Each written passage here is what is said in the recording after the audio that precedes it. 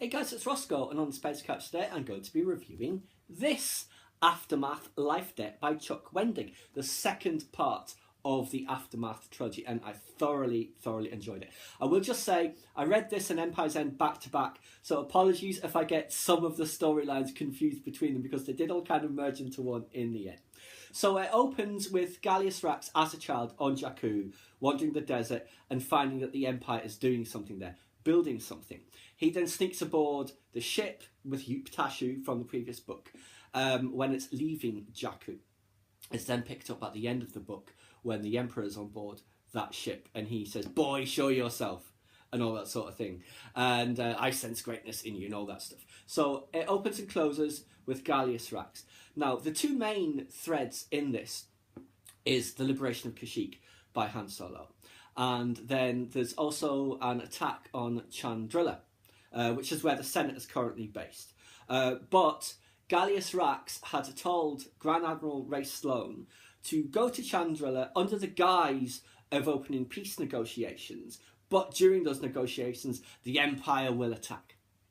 So she's off to Chandrila. She hates being there, of course, because obviously she believes in order, and she thinks the New Republic is chaos. Now, the other guys, you know, Nora, Sinjir, Snap, Mr. Bones, Jom, and Jas, all of them, they end up trying to help Han Solo free the Wookiees. So they're on Kashyyyk, and it's very interesting because obviously it's a slave world. Wookiees being hunted by the local moth, eaten, you know, all that sort of thing, just terrible. They've all got chips implanted in them that controls their actions and will kill them if they stray out of line. But there is a prison on Kashyyyk in the middle of this area called, it's either the Black Forest or the Dead Forest, an area of Kashyyyk where thousands of years earlier something terrible and probably dark side oriented happened, and it's dead. In the centre of that is this, I'm trying to remember if it was a Star Destroyer or a ship or something.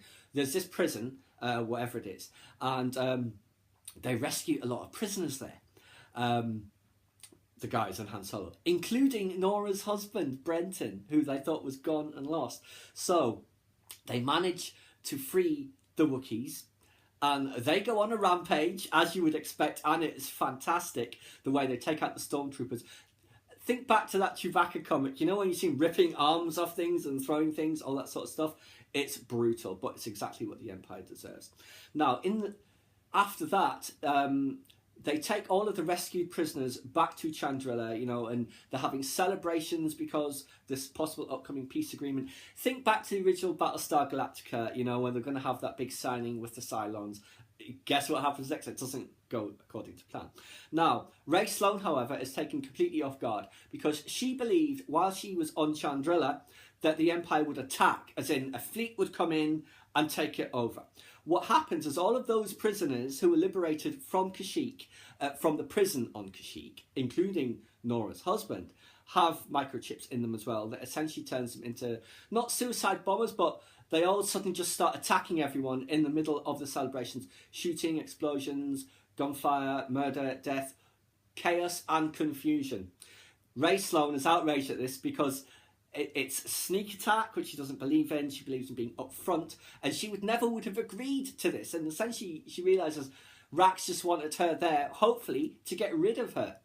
If she doesn't get captured, then she's proved herself, I guess. But she is furious with him, and she is determined to find him, kill him, and take back her empire.